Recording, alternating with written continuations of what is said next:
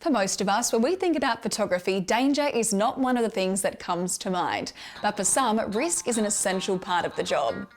Russell Ord is an internationally acclaimed surf photographer. His imagery is up close, bold and exciting. As a trained firefighter, he knows all about measured risk. But as a photographer, he pushes the boundaries to get some amazing, never-before-seen images. Russell joins us now from his home in WA. Russell, what led you to surf photography? Basically, I just got injured surfing myself, and instead of sitting on the lounge for a few months, I just picked up a camera. I borrowed a mate's camera and then just started shooting friends, and it basically took off from there.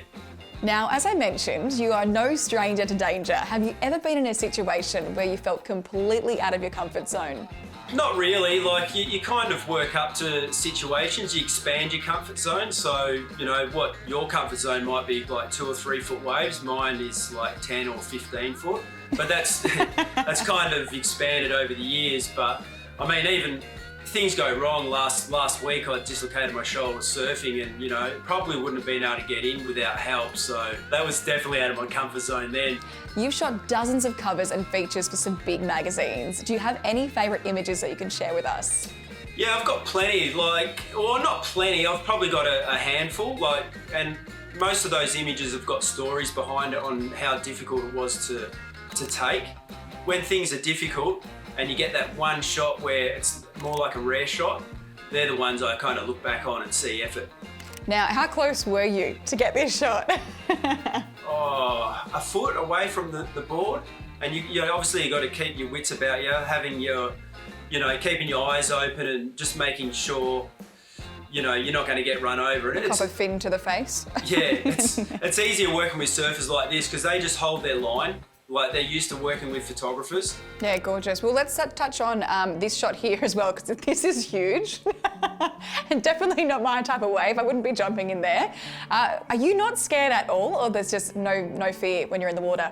Well, this one I shot off the ski, so I'm not scared at all. I could have been having a glass of wine and eating cheese and biscuits. So the person that should be scared is Mark Matthews, the one at the back there with the camera. He's probably putting photographers out of business taking shots like this. And the shot in itself probably wasn't worth the impact that Mark took, because the wave's so big. It probably would have looked better if the wave was a bit smaller. Let's just touch on this and take us through the step by step. How many shots are you taking to get that? I probably took 4 or 5 shots, and they're just sort of byproducts of when I do trips with surfers. I just love shooting the empties. I think they look better. You know, some of these places you go to is 15 hours drive, 2 hours along the beach and another hour out in the jet ski. So that's the fun in the whole thing, just the adventure. Now, you're known for big wave shots, but you also cover the whole surf culture. I love the contrast in these. Let's have a chat about these and just take me through the process of how you're creating this image.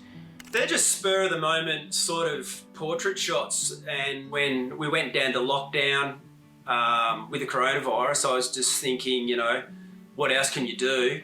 You know, so I'm using a longer lens, so I'm doing the 1.5 metres away, and that's what I like shooting the most, you know, people and learning what they do. When I think of surf photography, I never would have considered a medium format camera like the Fujifilm GFX. It's an unusual camera for this genre, wouldn't you say? I'm shooting everything on Fuji, so mainly the X series camera, like in the water. You do get addicted to the files though. Like, you get a special shot with the GFX, you know, at 100 megapixel, and you know, and then you go to print with it. That's where it's quite kind of special. But if you had a job to do where you can't miss a moment, then I'd step back to the X series. But if you've got a client or you've got a personal project you're working on where you're going to print big, then I'd use the GFX. And yeah, it's special when you see it printed big. What is it about the X series that you enjoy so much? With the X series, it's really just the size, and it feels like a camera, you know, and when you travel, you're taking away a small camera that can do a really good job. And I really noticed that more so when you're dealing with people.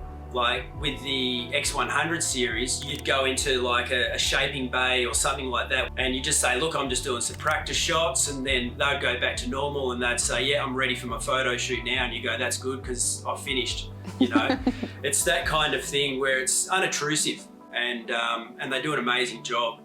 when you travel a lot too, you know, you're not getting hit up with excess baggage as much either. Yeah, of course. You were recently the subject of a multi-award winning doco. Tell me about that.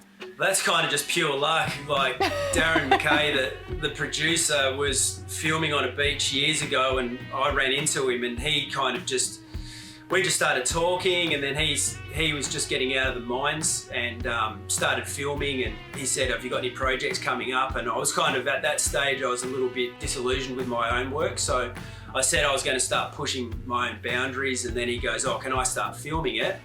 Can I make like a web clip, 2-minute web clip? And I said, yeah, sure. And then it just blew out of proportion. It kind of just grew legs, couple of heads really, and then blew into a documentary. So that's probably where it started. It just got bigger than I thought.